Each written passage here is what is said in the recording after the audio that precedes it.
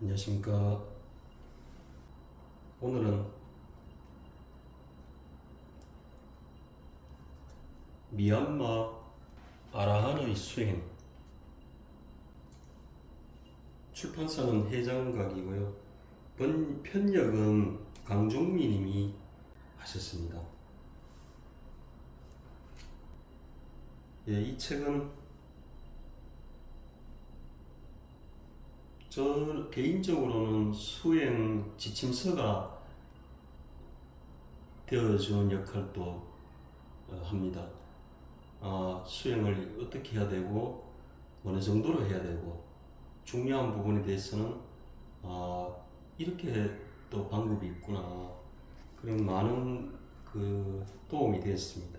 미얀마 아라한 분들의 수행 경험담이나 법문 자료집들을 편집해서 이렇게 책을 제작을 했는가 봐요. 그래서 9분의 아라함가를 이루신 분들의 수행 경험담, 어린 시절 어떤 가정에서 태어났고 그러한 내용들입니다. 그 중에 떼인구 사야도님의 수행 여정에 대해서 읽으면서 수다원부터 아라한까지의 개인적인 경험들이 책 내용 중에 이렇게 산발적으로 있습니다. 그래서 그러한 내용들을 제가 이렇게 수다원 단계에서 경험한 부분들을 이렇게 좀 모아서 정리를 했습니다. 그래서 이번에 이 정리 또한 개인적인 의견은 전혀 여기에 첨가하지 않았고요. 그냥 정리한 바를 그냥 읽어 나가겠습니다. 읽어 나가고 혹시나 이제 초보 수행자들이 이 용어에 대한 이해나 이게 무슨 의미인지, 저도 이 책에 대해서 어떤 부분은 이해 안 되는 용어들이 좀 있습니다. 그래서 그런 이제 내용들이 있다면은 제가 책을 이 내용을 다 읽고 후반부에 조금 이제 언급은 드리겠습니다. 떼인구 사야도님은 일대기에서 보면은 저도 놀라울 정도로 누구한테 이제 호흡 집중, 인중, 코에 집중하면서 호흡 집중을 누구한테 듣고 그냥 하루 16시간 그냥 앉았어. 6일 만에 수다원가를 이루었습니다. 그리고 수행한 지 20개월 13일 만에 비구의 본래 임무를 완성하였다. 이 말은 이제 아라한가를 이루셨다 이 말이죠. 당시의 제자들은 스님이 큰 나무 밑에서 자선하는 동안에 벌레들에게 물려 흘린 피로 흰색 수행복이 검붉게 물들었다고 전한다. 책 내용에 이런 내용이 있습니다. 그래서 저도 이 부분을 읽고 저에게도 상당히 좀 지침이 있었습니다. 다시 또 시간을 내서 용맹정진을 하자, 그런 마음이 많이 올라옵니다. 그래서 어떠한 영상에서는 수행을 굳이 형식적인 틀에서 안 해도 된다 이런 언급도 제가 했습니다만, 하여간 고정된 틀은 없습니다. 또 지금은 이렇게 용맹정진을 하는데 마음이 이렇게 기울어져 있습니다. 자, 그러면 제가 읽어 나가겠습니다. 대인구 사야도의 수행에서 성인 사가에 대한 이해, 미얀마 아라한의 수행, 강종미 편역, 출판사 회장각. 1. 수다원. 수다원 성자는 사람, 중생, 남자, 여자 등으로 구분하던 왜곡된 지각에서 벗어나 느끼는 성품, 느낌으로만 본다. 흔들림 없는 견고한 수다원 지혜로 대상을 보기 때문에 나, 타인 등으로 구분하지 않는다. 악연이 떨어져 나간 수다원은 대상을 아는 지혜로 본다. 느낌을 느낌 그대로 안다. 아직 조금은 느끼기 때문에 세상의 부귀를 즐긴다. 하지만 나라는 지각이 없이 아는 지혜로 느낄 뿐이다. 두 번째, 사다함. 수다원 단계에서 남아있던 좋은 느낌을 벗어난다. 사다함의 강한 사마디로 육신의 실제를 생생하게 보기 때문에 온 세상을 고통으로 인지한다. 고통의 지혜가 생겨난 것이다. 요거는 이제 부연 설명을 읽겠습니다. 경전에서는 수다원과 사다함은 사악처에 떨어지는 마음을 제거한다로 표현한다. 반면 대인구 사야도는 부정관을 하셨기 때문에 좋은 느낌을 벗어난다로 표현하셨다. 그래서 아라한 분들마다 또 수행법이 다르기 때문에요. 그 표현은 좀 다를 수 있습니다. 그러나 그 진리에 대한 내용이나 그 실체적 진리는 같은 의미이지요. 읽어나가겠습니다. 사다함은 좋은 느낌도 벗어났다. 보고, 듣고, 냄새 맡고, 먹고, 접촉하고, 생각할 때 고통의 느낌만 일어난다. 좋아하는 지각도 벗어났다. 느낌으로 생멸의 고통을 아는 지혜가 일어났다. 위파사나 수행, 요거에 대해서는 조금 설명을 드리면은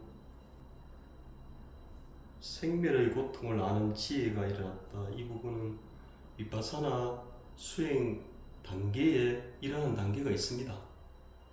예, 또 이 다음 단계는 또 어떻고 그렇습니다. 예, 세 번째 아나함 단계를 또 읽어보면 이해가 될 겁니다. 자, 그러면 읽어나가겠습니다. 세 번째 아나함. 좋은 고통의 느낌마저 벗어난 아나함에겐 평정한 느낌만 계속 일어난다. 평정한 지혜로 도약한 것이다. 아나함은 인간계와 천상계의 부귀나 행복 등 욕계의 욕망은 벗어났다. 하지만 색계 범천에 대한 애착은 미세하게 남아있다. 강력해진 사마디 때문에 형상의 덩어리가 흩어진다. 산, 하늘, 나무, 바위 등 삼라만상을 입자로만 본다. 정신과 물질의 모든 대상이 덩어리가 아닌 입자로 보인다. 입자들이 흩어져 소멸되는 것을 보는 지혜가 일어난다. 세 번째 과일을 정득해 숙명통이 열리자 자신의 가을 오셨다. 연등불 시대 부처가 되기를 처음으로 서원했다. 사부 부처님 시대에는 삼장에 통달한 왕이었다. 하지만 못마땅한 학자들을 탄압해 과보를 지었다. 이를 현생에서 심한 난독증으로 돌려받아 한 글자도 읽을 수 없음을 알게 되었다. 이 부분에 대해서는 책에 이런 내용이 있습니다. 대인구 사야도님은 난독증 때문에 글자를 못 읽으셨대요. 그래가 40대 어느 나이까지는 그 도둑 대장으로 수년을 이렇게 살아오다가 어느 날 이제 칼에 맞고 피를 많이 흘렸는가 봅니다.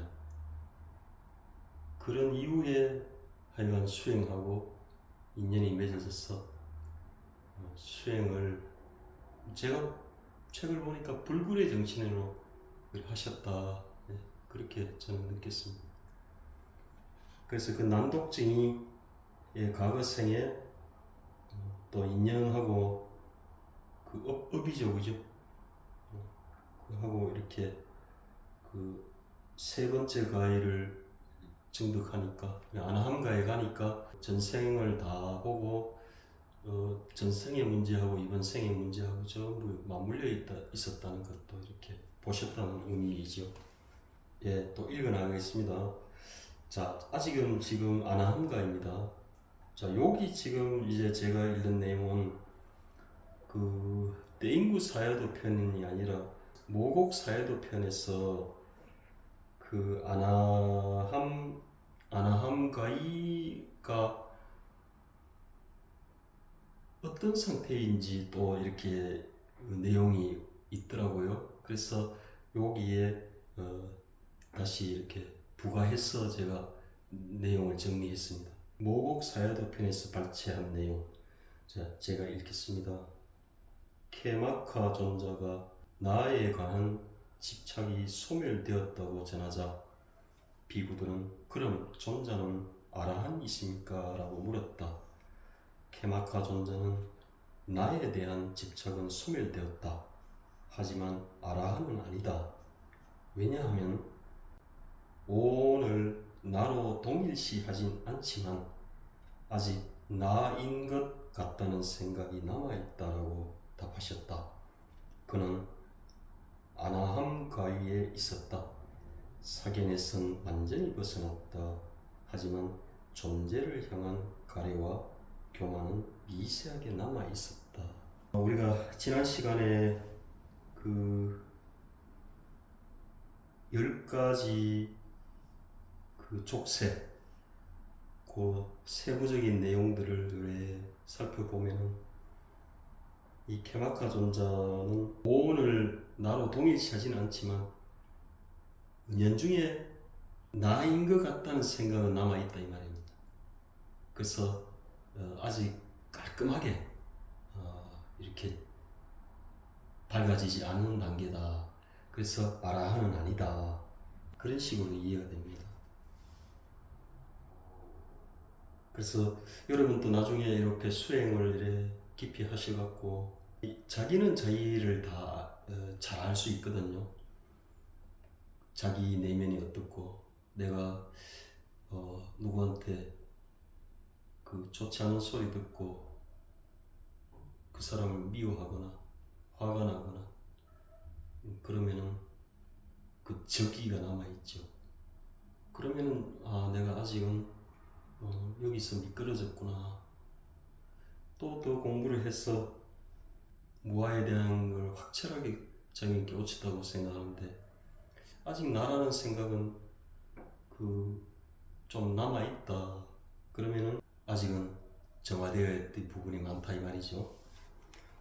예, 자 그러면은 네 번째 아라한, 좋은 느낌, 고통의 느낌, 평정의 느낌을 모두 벗어났다. 무상, 고통, 무아마저 벗어났다. 오직 현재 찰나만 있다. 보는 찰나, 듣는 찰나, 냄새 맡는 찰나, 먹는 찰나, 접촉하는 찰나, 생각하는 찰나 등 오직 찰나만 있다. 지금 이 순간만 대상이다. 1962년 12월 16일 당대 최고의 학생 딴닌 또야 사야도의 질문과 점검을 받기 위해 딴닌으로 가셨다. 자, 아직 요 내용들은 떼인구 사야도님의 그 수행 여정의 내용입니다. 예, 구름대처럼 몰려든 군중들 중에서 사야도께서 호수 위를 나라 딴린 사원에 들어가는 광경을 보았다는 증언이 쏟아졌다. 그 후 아라한이라는 믿음이 펴졌다.